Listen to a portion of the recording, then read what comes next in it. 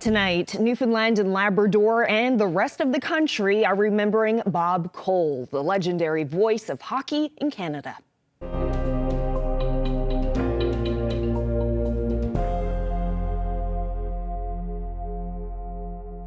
And that's our top story tonight. The man who was the Saturday night soundtrack to hockey, Bob Cole, the longtime voice of Hockey Night in Canada, passed away yesterday. Here Now's Terry Roberts has this look back at the life of a man whose voice is intermixed with some of hockey's biggest moments. Henderson going and he scores! Canada trying to hang on and get a break. It's going to be a break. It is Joe Sakic scores! Joe Sakic scores, and that makes it 5-2 Canada. They're some of the most unforgettable events in Canadian hockey history, and they all have one thing in common: this voice. They're going home. Yeah, they're going home. The distinctive sound of Bob Cole. For a half-century, his voice was the hockey soundtrack in many Canadian homes. First on radio, then on Hockey Night in Canada. A signature style, a trademark sound. Here's Lemieux. The center penalty coming up. Look at Lemieux. Oh my heavens. What a move. Lemieux. Oh baby. Cole called his final game on April 7th, 2019. And right up until that tilt between Montreal and Ottawa, Cole said he still got goosebumps before every game. The building, the quietness of the building, everything's so clean and bright. For most of us, he was the voice of our youth when we were watching hockey. A passing that's being marked across the country, but especially here in his hometown of St. John's. It's a tough day for hockey for Canadians from Newfoundland, Labrador to British Columbia because the man was an absolute legend. Cole's name is on prominent display at the Mary Brown Centre. During the arena's inaugural season in 2001, the Leafs and the Canadians met in an exhibition game, and Cole was there. So live NHL hockey in St. John's is something to behold. I'm really excited about it. Hockey executive Glenn Stanford invited Cole to drop the puck for the opening faceoff, and then surprised him and the sellout crowd by unveiling the Bob Cole Media Centre. He was not too happy with me because I said he was a humble guy and he didn't like any surprises. This well-known play-by-play announcer was inspired by Cole and says it was a disservice when Cole stepped away from the microphone. They let him out to pasture way too early. I mean, you listen to what's on the TV or radio now. My goodness gracious, I watch most of my games, and no offense, with the sound down. I want to watch the game. Bob described the game. Bob taught me to describe the game, every touch. And that's what's important to hockey fans. They don't want five guys reciting stats. Cole could be welcoming and friendly, open to a conversation with strangers in a hotel lobby or an airport terminal. But he could also be aloof. Some say he was like a faucet, running hot one minute, cold the next. But Cole was always warm to the idea of professional hockey in St. John's and was likely saddened by the recent loss of the ECHL's Newfoundland Growlers. And he would call me and just give me words of encouragement, just to say, keep going, you're doing a good job, and things of that nature. So, certainly appreciated that support over the years. Bob Cole was always prepared, confident, but he never sought the spotlight. Here's how he once described his job. I'm trying to pass the message along to the viewers that I am enjoying the game. Done my job. Mission accomplished for Robert Cecil Cole. Oh, baby. Terry Roberts, CBC News, St. John's.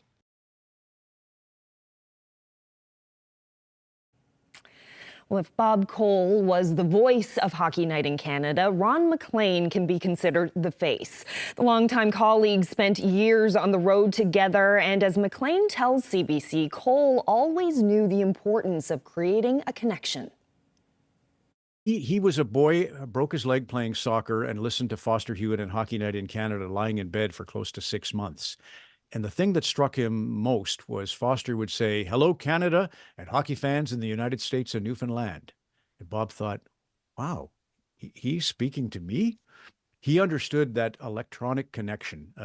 He understood what it meant to be heard. Every time you think about what you're doing in your life, think about the joy you can bring if you connect someone to something. So he always took us to center ice at Maple Leaf Gardens or wherever the game was. I was a boy in Red Deer being transported by Bob, but but he had that sense of connection. He grew up at the base of Signal Hill in Newfoundland, where Marconi and the first electronic transmission took place. So he was a disciple of connecting people, and there were no borders. He was a Newfoundlander. We weren't even part of Canada for his youth, so he understood that the borders mean nothing. The bridge means everything. Now, hockey wasn't the only sport Cole loved. He was an avid curler and a huge fan of the Brad Goodhue rink. I love him and his rink, let me tell you. He's phenomenal. The difficulty of the shots that he has played so far, and I haven't missed a draw yet, have been so outstanding, and he's so perfect. The four of them are great. That's Cole talking about Team Goodhue during the 2017 Brier. For years, Cole was also a professional curler, having competed in the Brier twice in the 1970s as skip for teams representing Newfoundland and Labrador. So decades later, when the Brad Goodhue rink started dominating curling competition, Cole and Goodhue bonded over their shared love of the game. Goodhue says Cole helped him through some of the biggest moments of his career, including winning that 2017 Brier. If you do lose, His advice to me was more kind of hyping me up, and he was a big fan of me and our curling team, and whenever I left a conversation with Bob, I always left feeling a little bit better about myself, and I remember that conversation in particular. You have some doubts when you're going into a big moment in a pressure situation, and anytime you have someone of Bob's stature come in and really praise you up and hype you up, it gives you an extra layer of confidence. And of course, we're not done with this story yet. We'll have more reaction to the passing of legendary hockey announcer Bob Cole. That's ahead in 20 minutes on Here and Now. Such an honor, and it feels surreal to be here today. 1974 marked the first time ever that you could receive a degree in engineering from Memorial University. To celebrate 50 years, they're going to take us inside their secret Iron Ring ceremony. My third one. I'm Jeremy Eaton, and that story is coming up. Well, the Supreme Court of Canada has agreed to hear the appeal of a case that deals with legislation passed during the pandemic. The Canadian Civil Liberties Association and Kimberly Taylor are taking the province and the Chief Medical Officer of Health to court over travel restrictions placed on non-residents. In May of 2020, Taylor was denied a travel exemption to attend her mother's funeral in Newfoundland, and a provincial court ruled the ban violated the Charter of Rights and Freedoms, but said a section of charter allows for exemptions and COVID was a valid exemption. The Court of Appeal here refused to hear an appeal last year, and that sent the case to the Supreme Court of Canada, which said today it will hear the case. Well, a man in northern Labrador is committed to keeping an Inuit tradition alive despite a changing climate. The CBC's Heidi Adder has that story from Hopedale. Overlooking this harbor in Hopedale is a wintry creation, crafted by Ross Flowers, his friend Mark, and a few others. Called Iluviak in Inuktitut, the icy structure was a traditional winter home of Inuit for generations. Today, Flowers lives in a town, but continues constructing an igloo each year, wanting to keep the skill alive. The reason I make them igloos are Iluviak. When my mother was a small girl up in Port Chimo area, her grandmother used to be in one. And that's the reason I mix it, in memory of them. Flowers and a few other men from town usually cut 100 blocks and get to building. But he says this season, something's changed. This year the snow is different. It's like sugary and layers of ice and like sugary snow in between. Harder to get the blocks out. A lot of the blocks would usually break. You shouldn't be able to see these ribbons of ice. The design may look beautiful, but it means the snow isn't compacting. Flowers has never seen it before. This igloo is smaller than usual too, only 10 feet wide, barely able to fit the polar bear fur base.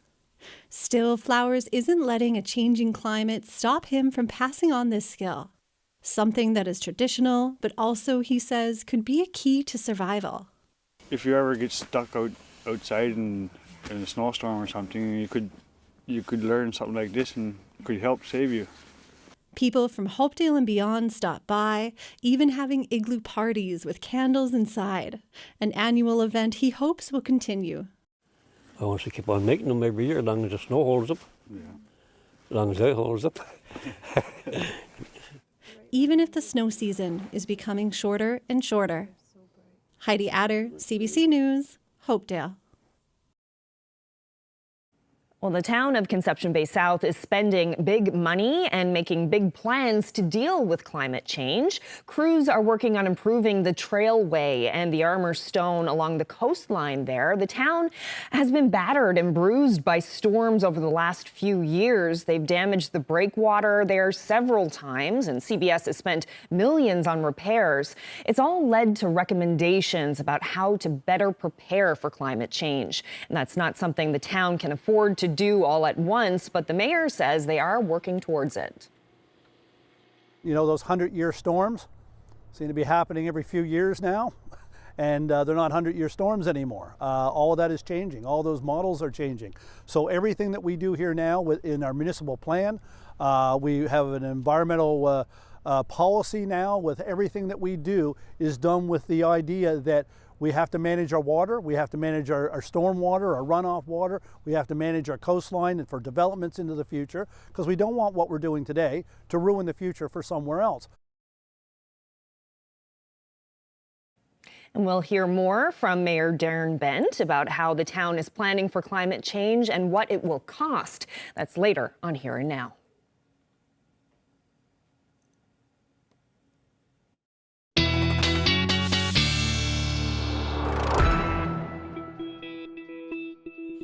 Well, taking a look at some of the temperatures today, reached the teens in some cases, 13 degrees in Gander. Same thing for St. John's. Temperatures on the west coast of the island, very different, anywhere from about 3 to 6 degrees, and a very different story again up across Labrador, especially in Happy Valley Goose Bay. Huge drop in temperatures today, down to -1 this afternoon. If we take a look at the cameras right now, you can see lots of snow being recorded in Happy Valley Goose Bay. Still snowing as well in the western portion of Labrador, but as you head further east across the island, Clarenville reporting showing some lovely blue sky today. That's the story outside this is a shot of the Narrows at the moment. A beautiful evening, 10 degrees, but those winds a little breezy out of the west-southwest, anywhere around 30 to as much as 40 kilometers per hour.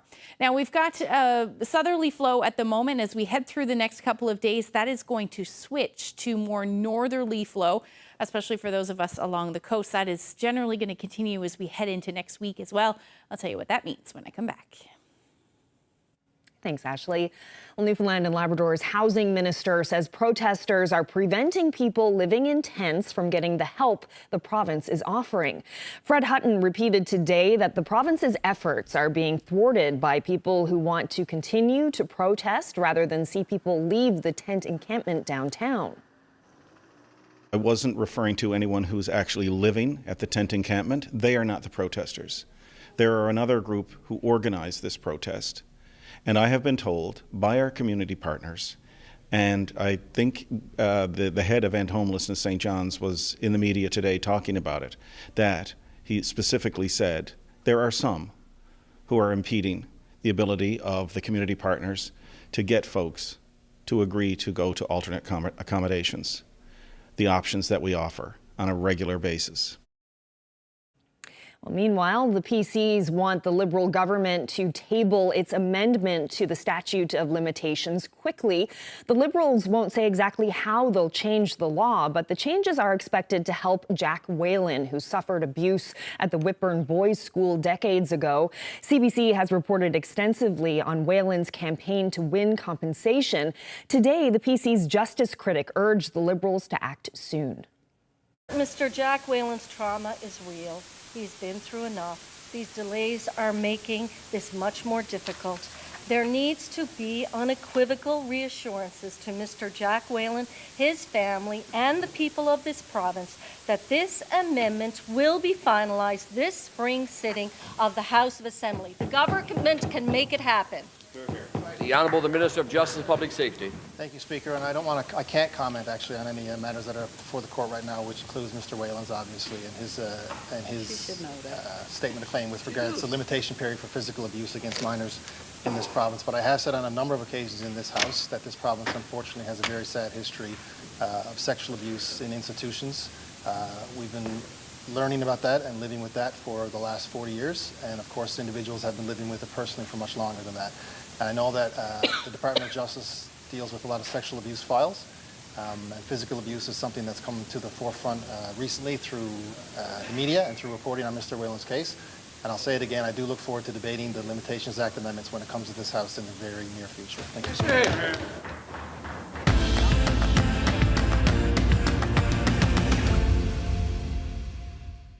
It's the 50th anniversary of the first ever graduating class from Memorial University's Faculty of Engineering. When engineers in Canada graduate, they can take part in a secret ceremony to receive their iron ring. Now, for the first time ever, the university is opening up that ceremony to outsiders. Now, if this is something that you didn't know about, let me tell you. Class 74 was the first graduating class, and we were a bunch of new faculty. Very, very, very small group, headed by Bruno and 2 or 3 others, and me. No engineering building then. In 1963, Memorial University hired Ross Peters. Back then, there was no engineering degree. But 2 decades later, he became the dean of the entire program. We were unknown. No one knew who we were. And whoever knew who we were said, well, what are they doing? They can't do anything down there. So we first had to establish some reputation. And one of my first objectives was to establish being better known in the rest of Canada. Thousands of graduates later, and the department has that reputation, along with a long list of successful graduates. You name a company, a country, they're there. There's a whole bunch work in southern U.S., Texas, for example, big oil companies. We do a lot with oil and gas, naturally. A lot has changed since the days of this black and white footage. And more change is coming to the super secret ceremony engineers hold for their iron rings. My third one. You undertake it for yourself, that's all. And the ritual that you go through is kind of archaic, but it tells you that, it tells people that you're going to put the public first and work in an ethical way and not be overconfident and all those things that you think make a good engineer. That's what it does. This year, we're celebrating the 50th anniversary of Camp 20, which administers the Iron Ring ceremony to every engineering graduate of their own free will. Camp 20 is the local chapter of the Iron Ring at Memorial University. Jin is the chief warden, one of the 7 folks who keeps the ceremony running. In your final 2 years, you've heard about Iron Ring, but you didn't know anything about it because it was kept very hush-hush. I think even classes today, if you go down to their homerooms, they would have the countdown clock or something on their whiteboard, how many days leading up to Iron Ring. For decades, they've held it in private. No family, no friends, no one but other engineers. Until now, when they've opened it up.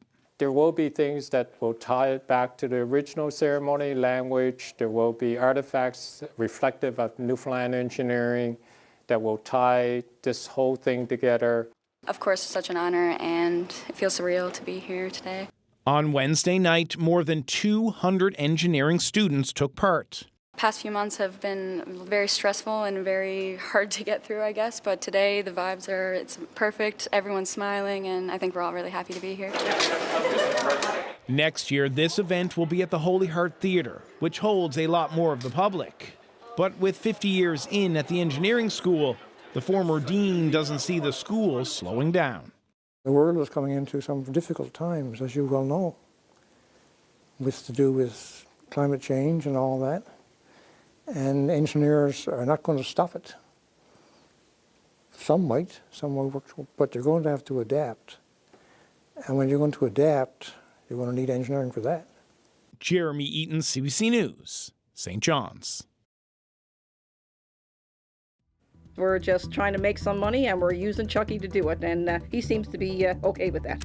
Well, still to come tonight, an animal shelter in Wabush is hoping a horror movie icon can help it raise some much-needed money. Well, we've got some cooler temperatures in some areas, some more snow on the way before things improve. I'll get into all the details coming up.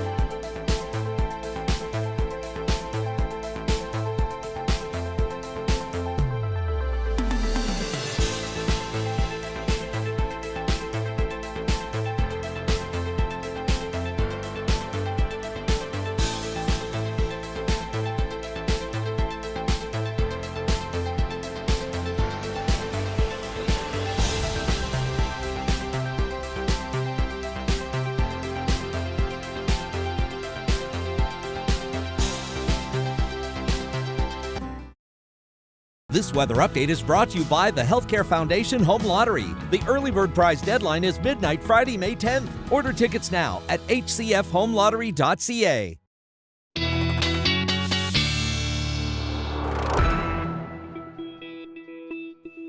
Well, Ashley, different parts of the province are experiencing very different weather.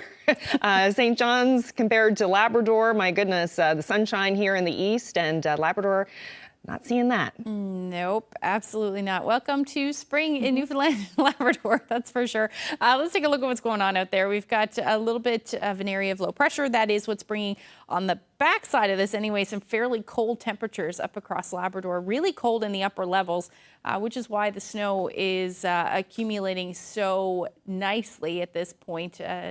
From what I've seen, about 5 centimeters has been recorded in Happy Valley Goose Bay, and as of yesterday, nearly 20 centimeters for western portions of Labrador. So on the south side of that, the temperatures have been absolutely beautiful today, but we do have some of that colder air in that onshore flow making its way towards the west coast of the island at the moment, and those temperatures are going to continue to drop, marching east really as we head through tonight, as we see some of that colder air filter in, and we'll say goodbye to some of the warmer temperatures that we've been seeing. So overnight, relatively mild, anywhere from 5 to 7 degrees for a good chunk of eastern Newfoundland. Now, onshore flow kept those temperatures a tad cooler, and then Labrador bottomed out at about -11.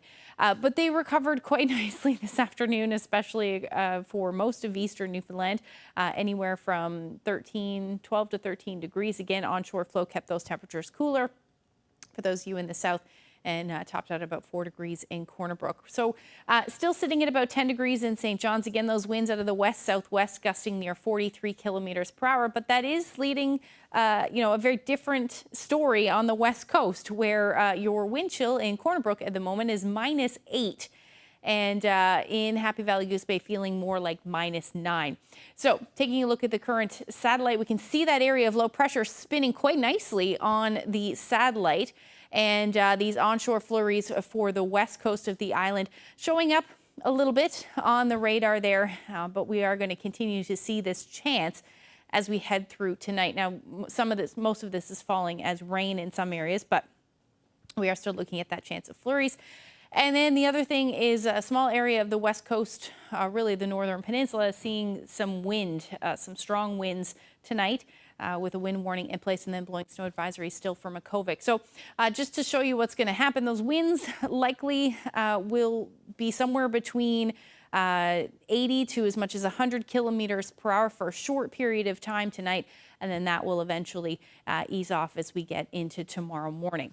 Now, as far as the forecast is concerned, Future Tracker showing lots of snow up across Labrador. That will eventually end as we head through tonight, but that onshore flow certainly continuing for the west coast, and that is going to keep the chance of flurries in the forecast through most of the night. Otherwise, it's going to be a quiet night for a good chunk of the island, and then eventually that snow will clear for those of you across Labrador. Temperatures generally into the minus single digits, so much cooler than it was last night, anywhere from 0 to about -2. Labrador, at least in the west, the coolest temperatures at about -16 overnight, otherwise minus single digits.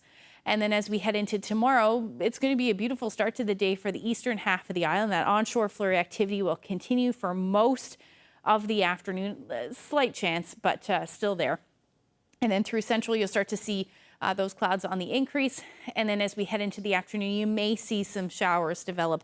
They'll be very isolated in nature, but that may happen with some of that cloud cover. And then skies generally fairly quiet up across Labrador. Eventually you'll see some clearing, but it might not be till later on in the evening and then into the early morning hours on Saturday. Daytime highs tomorrow very different from today. They'll be down to the single digits. The wind will be a bit brisk in the morning, but then that will ease off. But we're looking at about a daytime high around 6 degrees in St. John. Single digits the story through central as well. Again, don't be surprised to see a few showers in the afternoon or some drizzle, but for the most part, most of the action will be on the west coast with the chance of some flurries, as your daytime highs only between 1 and 2 degrees tomorrow. A little warmer, though, for the northern peninsula, where you'll see a bit more sunshine. Same thing for southeastern Labrador. Your winds brisk in the morning, but they will ease as the day goes on. And temperatures will stay again into the minus single digits for Lab City, Nain, even Makovic. You may see your flurries linger a little longer through the day. So let's look at your forecast. We'll look ahead to the weekend, I guess, at this point when I come back. Thanks, Ashley. Well, staying in Labrador, do you remember Chucky? That red-headed doll from the horror movies is known for being a menace, to put it mildly, but he may actually be a lifeline for Faith's Haven Animal Shelter in Wabush. The shelter has been closed for months because of flooding, and it's facing $30,000 in vet bills. But a ticket draw is proving to be very profitable. The CBC's Daryl Din spoke with the shelter's president. I was walking in the mall, actually, in Corner Brook, and I passed by him, and we met, our eyes locked, and I felt that he needed to come back to Labrador City. I think that, the reason he needed to come back here was really to help Fate save him, because we're just trying to make some money and we're using Chucky to do it. And he seems to be okay with that.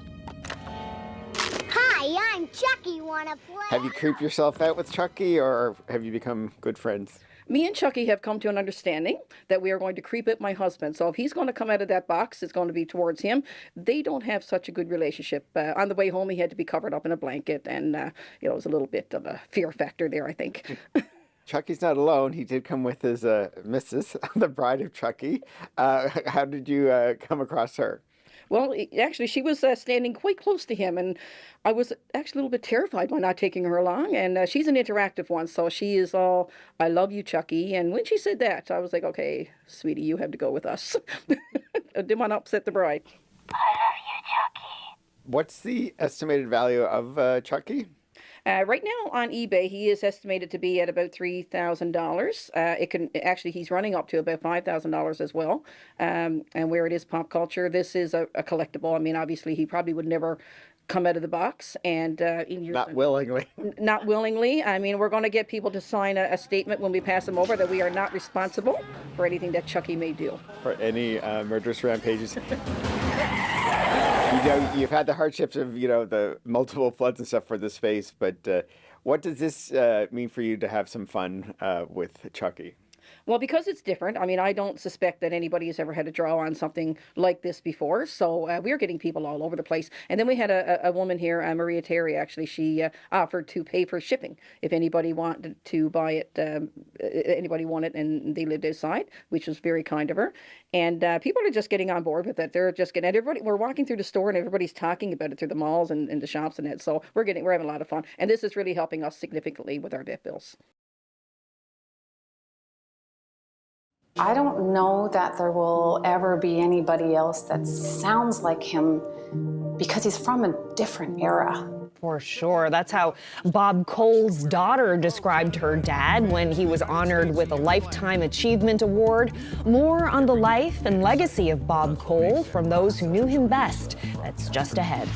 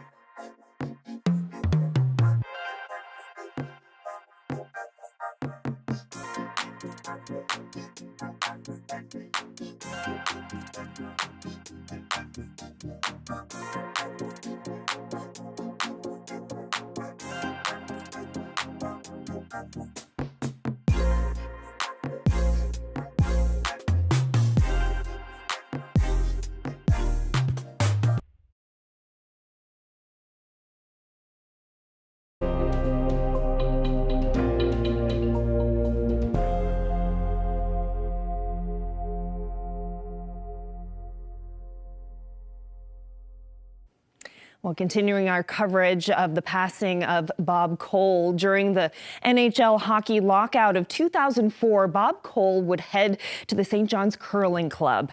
That's where he first met a young Brad Guzzu, and he would often sit on Guzzu's team practice. I spoke with the Olympic curler earlier today about the legacy Cole is leaving behind.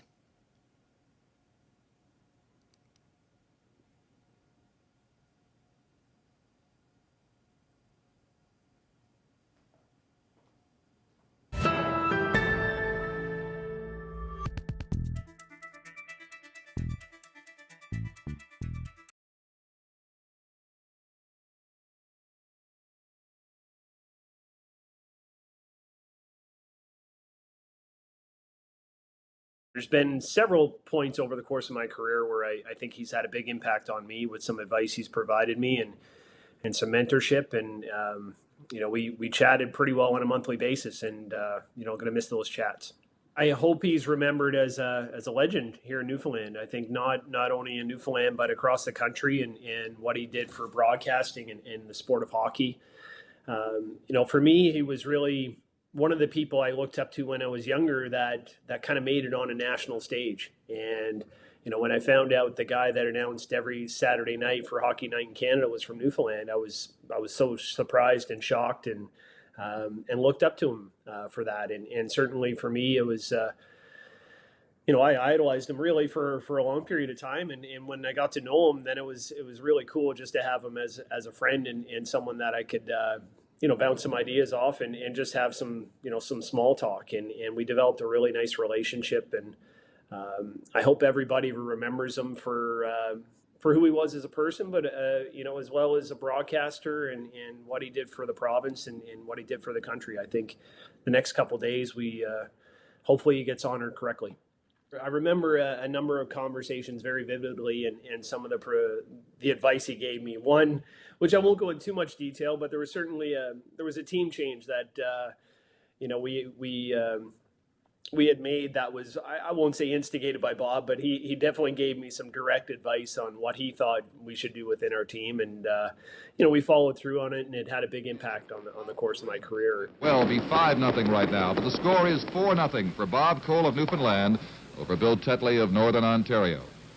Having been a curler and then seeing the level that our team had risen to, I know he followed us quite a bit. And I've heard stories from some of the other production guys that I've gotten to know over the years that when Bob was in the booth doing a game and we were on at the same time, he was at times more concerned about the score in our game. And, that's kind of neat to hear, especially growing up and idolize him like I did. And like, all teenage and young adults across the country did.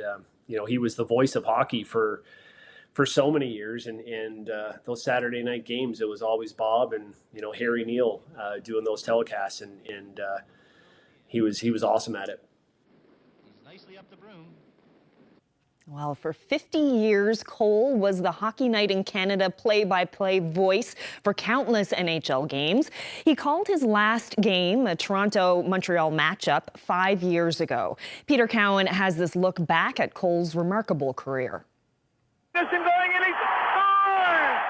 Bob Cole was there for all the big moments, the wins, the losses, bringing his excitement for hockey and his catchphrases, like during the 1991 Stanley Cup Final.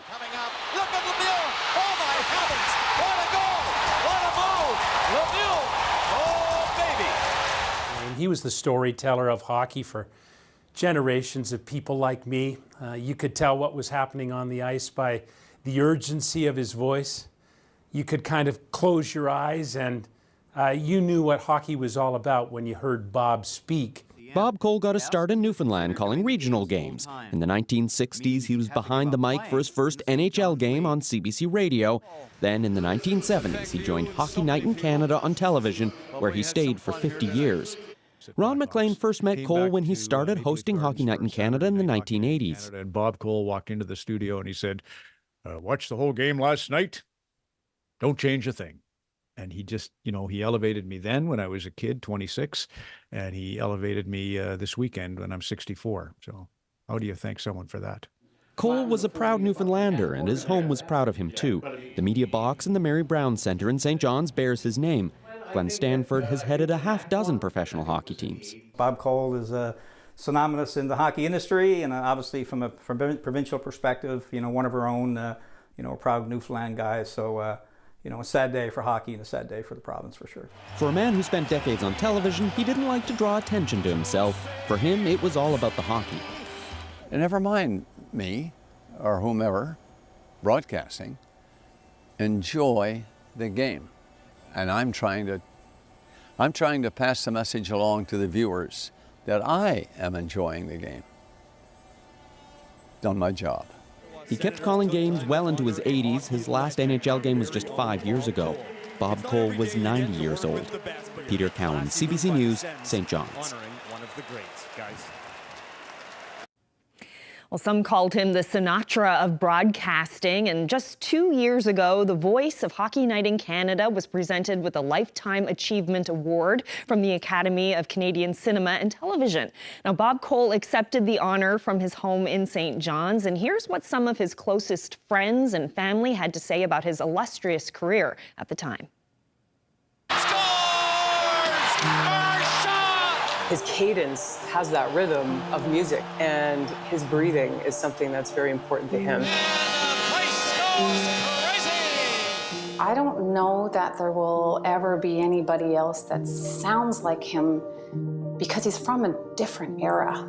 The recipient grew up just a few blocks from where Marconi received the first transatlantic radio waves. The young boy could walk to the very spot, and it fired his imagination. He would go back home, put on his radio, and he'd hear Foster Hewitt exclaim, "Hello, Canada and hockey fans in the United States and Newfoundland." Newfoundland? Me? That shaped him, and he understood how to transport a feeling so that when the time came, he could take a person far, far away and situate them right at center ice for the big game. Every game he made exciting. That's what makes him such a tremendous broadcaster.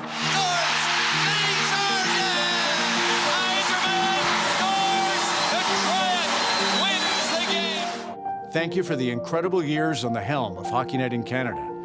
It is a privilege to present the 2022 Lifetime Achievement Award to the constant, our captain, Bob Cole. Thank you, Ron, for those kind words. This is a very humbling experience for me. I have to thank the members of the Academy for nominating me for this award. I have been very fortunate over the years to work with so many great professionals, owners, general managers, coaches, the players in the National Hockey League, all of whom I have great respect. We've traveled together, talked together, done a lot of games all over the world, and I realize I'm a very lucky guy to have a job that I love so much. I have to thank my family for being so supportive. They have been. They travel with me sometimes. We've had some great fun.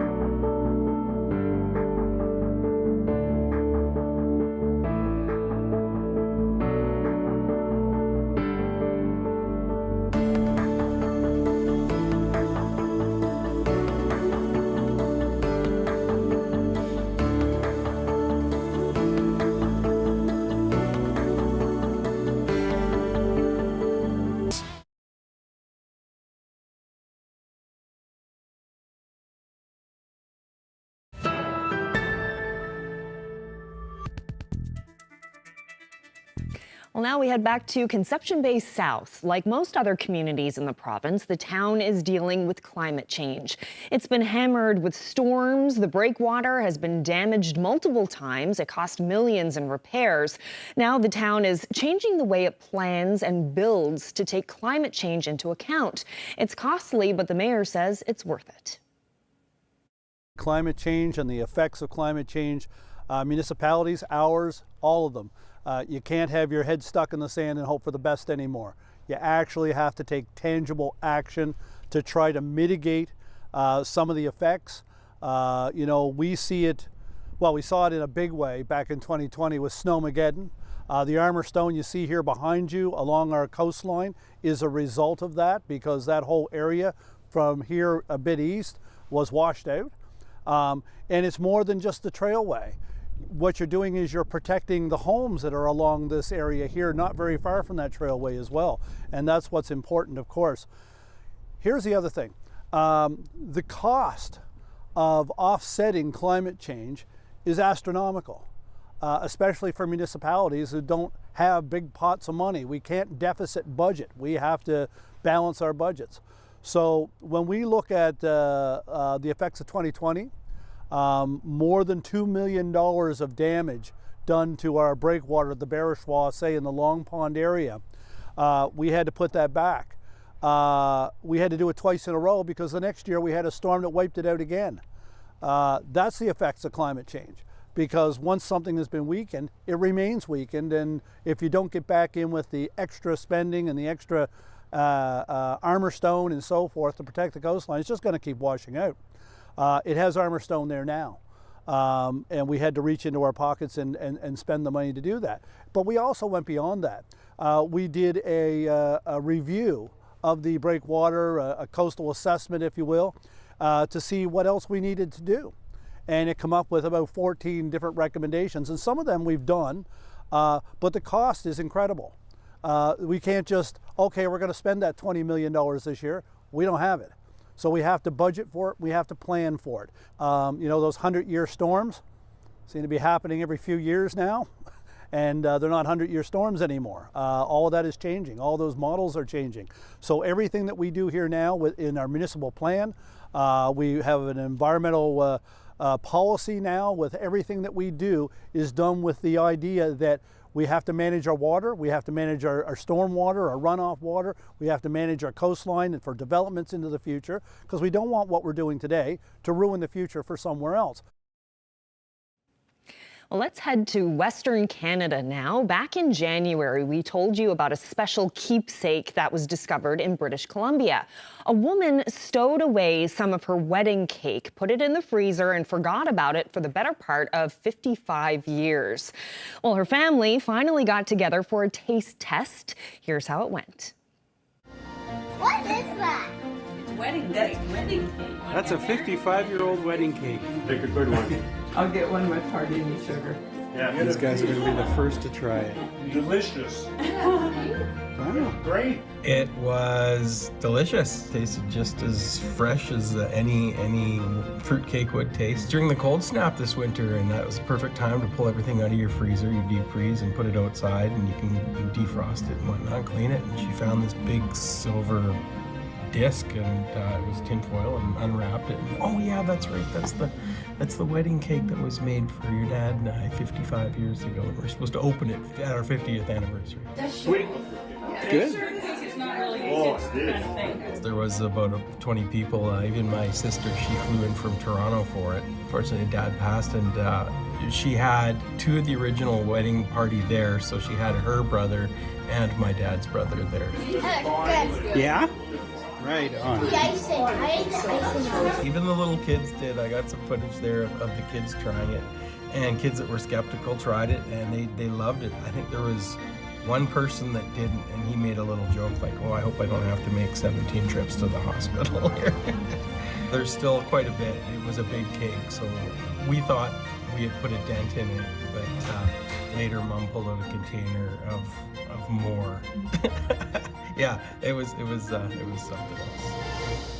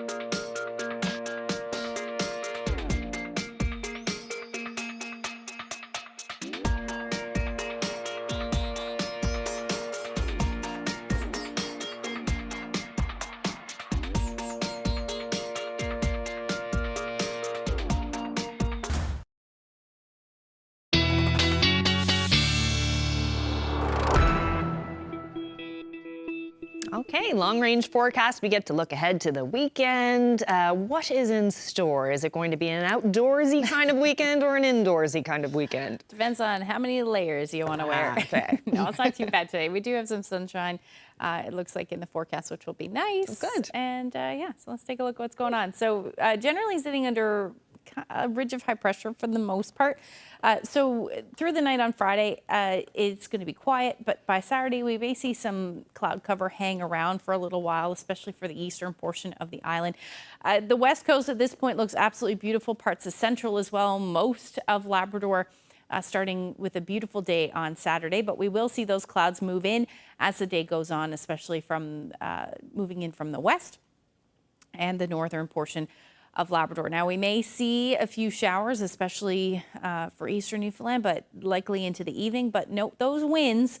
That's why we're going to hang on to that cloud cover and much cooler temperatures for the northern portion of the northeast coast, really the eastern portion of the island. So the Avalon, Bonavista Peninsula, all looking at that onshore winds, and that is going to keep those temperatures cooler. So 4 or 5 degrees, maybe a little warmer than that, around 6 or 7 degrees for St. Anthony, Grand Falls, Windsor. But for the most part, that's where all that sun will be. Story up across Labrador, your temperature is reaching around 11 or 12 degrees through the day on Saturday, and even up across northern portions of Labrador, your temperatures will be around 7 degrees. Now, through the evening hours and then into Sunday, we're hanging on to that onshore flow area of low pressure just to the south. That is going to bring the chances of some showers for the Avalon, potentially the Burin Peninsula. And that will keep most of central in cloud cover through the day on Sunday, and we will see some of those showers creep further west as well.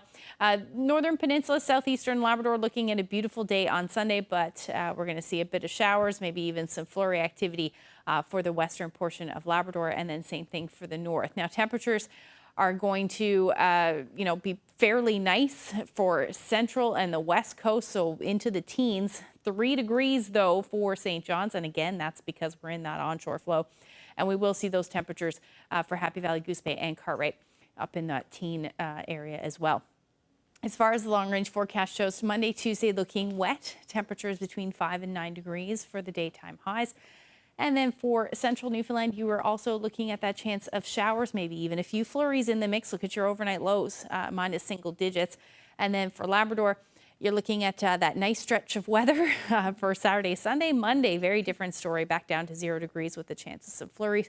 And then for western Labrador, your temperatures will be somewhere between 2 to 7 degrees through the day. Looks like some sunshine will peek through for Monday and Tuesday. Speaking of sunsets, or the sun, I should say. This is Bay St. George at sunset. Brian shared this great shot. Love that perspective there. If you have any weather photos that you would like to share with us, send them to nlphotos@cbc.ca. Looks like a painting. It does. Beautiful colors with the blue and the peachy pink. Very, very nice. Thank you very much. I'm a little bit disappointed to see that the double-digit temperatures have disappeared from the forecast for our area. I was keeping them in there for a while, and then I kept seeing it change, and that northerly flow gets you every time. Yeah, it's the nature of where we live, right? Yeah. Hopefully that changes. We'll see what happens. Yeah, no doubt it will. I'm still looking forward to the weekend, though. Yeah. Just stay indoors, and maybe I'll plant some seeds this weekend. There you go. That's a great idea. Yeah, get ready. Think ahead. Yeah. Plan. Yeah. Okay, well, that's it for us. Thank you so much for spending part of your evening with us. Good night.